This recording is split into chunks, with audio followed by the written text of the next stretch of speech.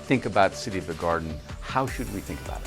So the idea is to take all of this unique plant life and distribute it and grow it up throughout South Florida so that Miami's iconic emblem is a city and a garden. We want to marry the urban with the natural. Part of what a city and a garden does is level the playing field. A greener city is a better city, culturally richer city. There isn't a downside to planting up and to greening up a city. None, not one. It's beautiful, it's practical, it's species rich, it's scientific, it involves the entire community. So it's an easy win for South Florida. Nannette Zapata, welcome. Thank you very much, Matt. So, you lead Fairchild Tropical Botanic Garden, 83 acres here in Miami. Globally acclaimed. In fact, among the many accolades the last 3 years running have been named by USA Today as the finest botanic garden in North America. But now you're trying to do something else. You're trying to take the garden to the entire city. In fact, you're calling it City in a Garden. Tell us what this is and what you're trying to do.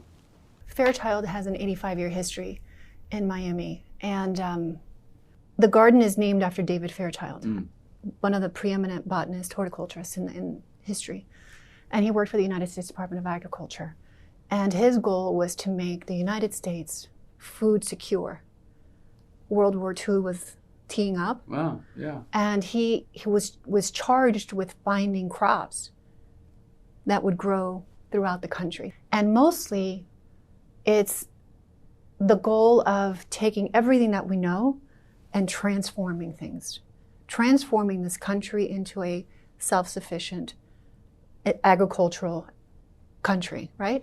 And so that same thread has been pulsing Fairchild Garden and Miami for 85 years. We've distributed millions of plants. Historically, we've helped diversify species throughout South Florida. And we've done a really, really great job. But Fairchild is at a tipping point where we've educated more than 2 million students. Wow. Yeah, over the last 20 years. And now we're finding that it's these kids, these students who are saying to us, we want to grow up in a different Miami. Yeah. We want to grow up in a tropical oasis. We want to grow up with everything green, everything lush, everything in an working city. In an emerald city, right? And so being that we are the only tropical location in all of the country, the continental United States, our aim is to transform Miami into a garden city in a garden. So in taking it citywide, when we think about City of the Garden, how should we think about it? You can imagine living in dense canopies, in the sound of palm trees moving. You can imagine living with songbirds. You can imagine seeing diversity of species, both in flora and fauna, everywhere. And what makes it really special is that Miami's a very urban environment. It's growing up everywhere. There's a lot of development.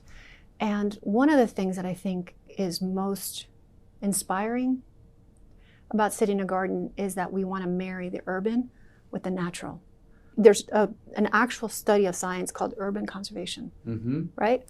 And that's where our focus is. So is it fair to think of this as not only a much greater tree canopy, but roof gardens of sort of buildings being clad with greenery and nature of different kinds, buildings being ringed with different forms of nature and flora and fauna? And so is that an accurate way to think about it? Yeah, absolutely. Imagine a wall. You don't have to imagine a wall, but the wall is now alive. It has plants on it. It has vines on it, and it may have a rare vine, right? Maybe there's only a handful of those growing in the world, and they're on a building. So the idea is to take all of this unique plant life and distribute it and grow it up throughout South Florida so that Miami's iconic emblem is a city and a garden. So that when you think of Miami, you immediately think, the city in the garden. City in a garden. I'm going to go see those beautiful gardens. Now, it's important to think about sort of the different problems this solves.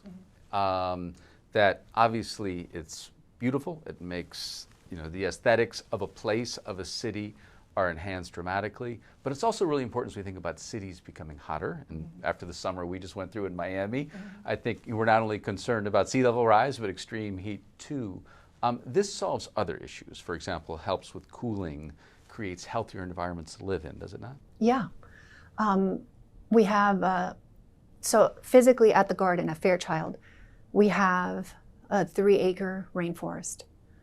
And if you're ever there, or anybody who visits, they can stop right in front of our main vista, the Bailey Palm Glade, and look at, how beautifully designed this landscape is. And then you just walk another 15 steps, and you're suddenly within a 2-acre tropical rainforest, only one in the country, in the continental US, right? And the temperature difference is usually 15 degrees, easily. Wow. Easily. Wow. So it absolutely will help with the cooling effect. It will help on so many levels.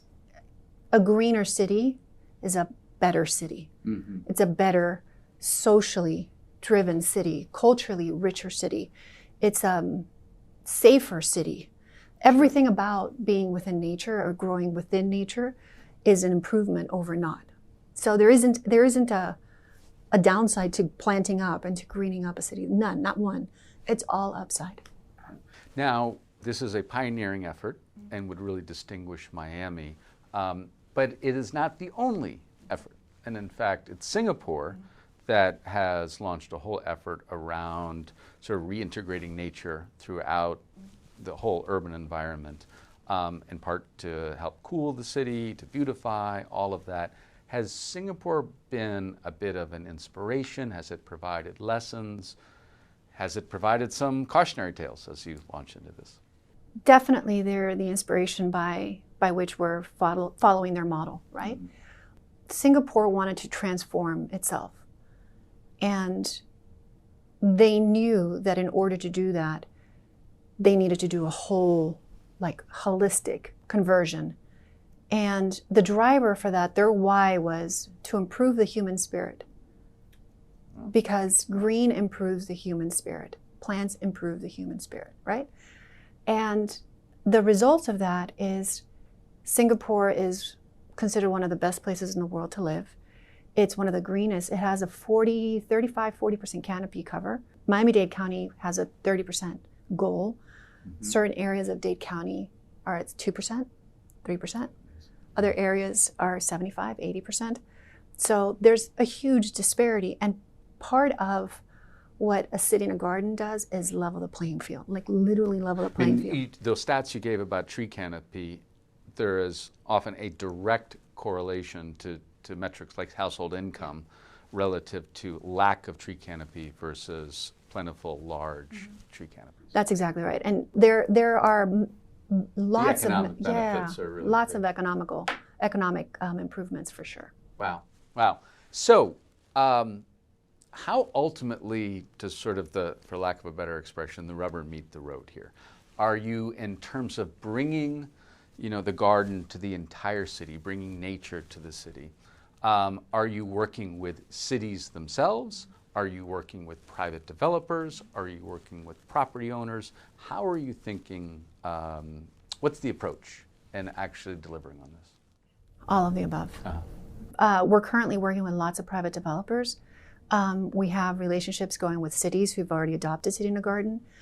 And it's there are 15 guidelines, and they each have a description, and they each explain how you can improve an area just by measuring that guideline. And so there's a heritage preservation guideline. There's a cultural guideline that says this, if in order to participate in City in a Garden, in order to maximize City in a Garden, if you're a city that has, let's just say, Jamaican mangoes, and you identify with Jamaican mangoes, that's a heritage point, essentially. So what we're trying to do is make greening South Florida really accessible and really straightforward, but also improve the quality of the diversity, both in plants and in animals, so that we have a more stable ecosystem and a more resilient ecosystem. One of the guidelines talks about sustainability and planting things that can withstand storms, so that post-storms there is less cleanup. Sure. And there's more hardiness and more readiness. So the rubber hits the road for now in a willingness by developers and by cities and by various municipalities and homeowners and homeowners associations to participate. I think the world is clearly at a tipping point where these sorts of things are going to be a rescue in many ways. Like, this is an easy solution to a big problem. It's beautiful, it's practical, it's species rich, it's scientific, it involves the entire community. We have students, we have volunteers, we have homeowners, we have members, we have hundreds of thousands of people who are already doing this. So it's an easy win for South Florida. It's in a willingness to participate, and ultimately, I hope, perhaps even a prescription in the future. One of the remarkable things about Fairchild is that we have the largest STEM network in the world. We have the largest science initiative for students anywhere. One of those initiatives is the Million Orchid Project. Miami was decimated in terms of orchid species. And so about 10 years ago, we took on the Million Orchid Project. And we have about 600,000, I think something like 587,000 orchids installed. The majority of those plants are installed by students. They're grown by students. So not only is it for developers and for open spaces, but schools are participating. So imagine a quilt throughout all of South Florida where nothing is being left out in terms of transforming and making it so species rich, so botanically rich. So as this moves forward, there could also be cases where Fairchild, you raise money and yourself do examples of City of the Garden. Oh yeah, Fairchild. I mean, we're the thought leader on this, right? We're the botanical. 100%. Well, that's the thing. That's one of the important things to mention. Fairchild is South Florida's botanical leader. We're pushing all of this transformation. It's coming from the garden. North America's That's Botanic right. Garden leader. But you happen to be here in South Florida. Yeah. Eventually the world. That's right. As far as I'm concerned, it's already there. That's right. It takes a lot of effort. It takes a lot of time to go out and develop these programs and these initiatives. And we're a small team. We're a lean organization. And so the challenge is always going to be on the funding. Yeah.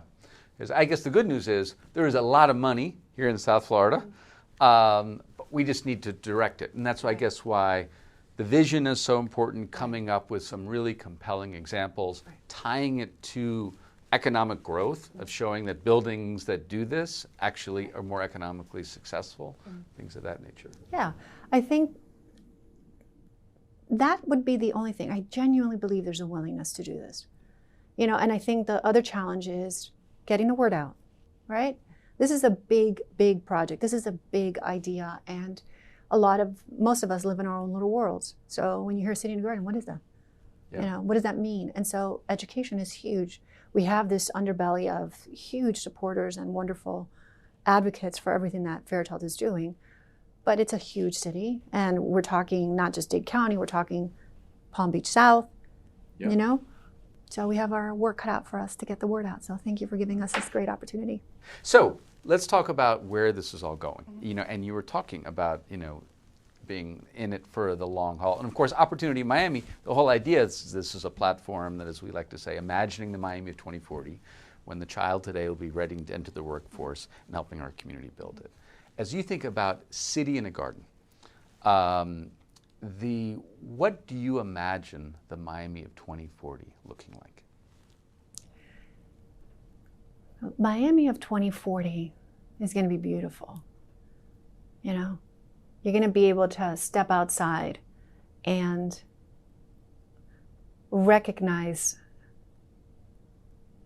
see Miami. You don't have to drive to see Miami. You don't have to drive to downtown to see Miami. You don't have to drive to the beach to see Miami. You're going to see Miami for yourself. You're going to be part of that Miami experience. I have a theory that someone at some point is going to do a second version of Freakonomics, and they're going to see something unusual in South Florida. And they're going to see this huge green push. All these bioliterate individuals stemming from Miami, from South Florida specifically. And it's going to be because of Fairchild. Because that's the transformation that's happened intellectually, socially, for all of the individuals who already work for Fairchild in terms of volunteering, et cetera, and all of our members and all of the students. And all of those individuals are the ones who are pushing Fairchild. Like, let's go. We want this Miami. So the Miami of 2040 will be Eden-esque. Nannette Zapata, thank you very much. You're so welcome. Thank you.